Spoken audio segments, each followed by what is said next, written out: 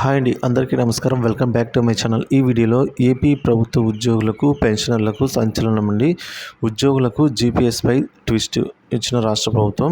So మరి ఆ twist ఏంటి, పూర్తి వివరాలు అయితే వీడియో ద్వారా తెలుసుకుందాము.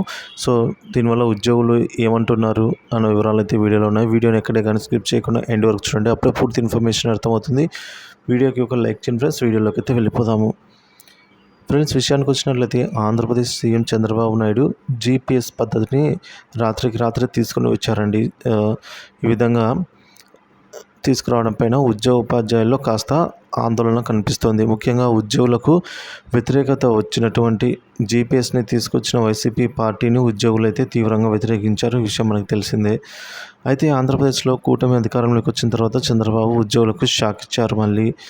దీంతో ఉద్యోగులు సైతం ఉద్యమానికి సిద్ధం కావాల్సిన సమయం ఆసన్నమైంది అంటూ పలు రకాల సంఘాలతో చర్చిస్తున్నట్లు వార్తలు వినిపిస్తున్నాయి. కూటమి నేతలు చెప్పినట్టుగా సిపిఎస్ రద్దు చేయకుండా మళ్ళీ జీపీఎస్ని తీసుకురావడాన్ని ఉద్యోగులు అయితే ఒప్పుకోవడం లేదు. ఫ్రెండ్స్, మనకు తెలిసిందే రాత్రికి రాత్రే జీపీఎస్ అమలు చేస్తున్నట్టు ఉత్తర్వులు అయితే జారీ అయ్యాయండి. సో ఇది ఆల్రెడీ గత ప్రభుత్వంలోనే ఉద్యోగులు ఎవరు ఇష్టపడలేదు. సో అందువల్లనే వారెవరు కూడా వైసీపీకి నుంచి కూటమికి అయితే మారారండి.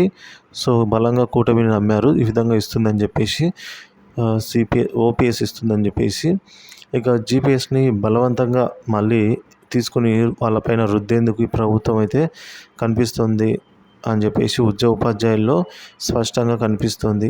అంటే వారికి ఈ విధంగా అనిపిస్తుందట.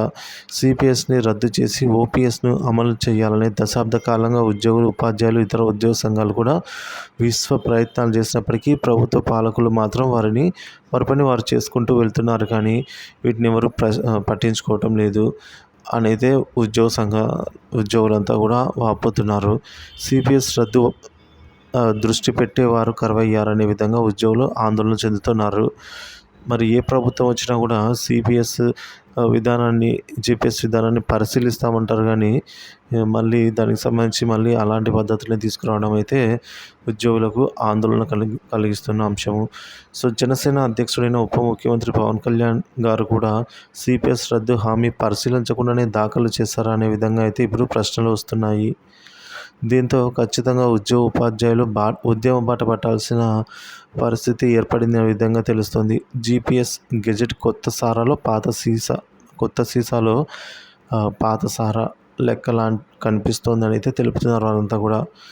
సో కొన్ని దశాబ్దాలుగా ఉద్యోగులు మోసపోతూనే ఉన్నామని తెలియజేస్తున్నారు. ఇకనైనా జీపీఎస్ విధానాలకు మూకుమ్మడిగా ఉద్యోగ సంఘాలు వ్యతిరేకించే అవకాశం ఎక్కువగా ఉందని, దీనివల్ల ఉద్యమాలు కూడా నిర్వహించేలా చేస్తున్నట్టు తెలుస్తోంది.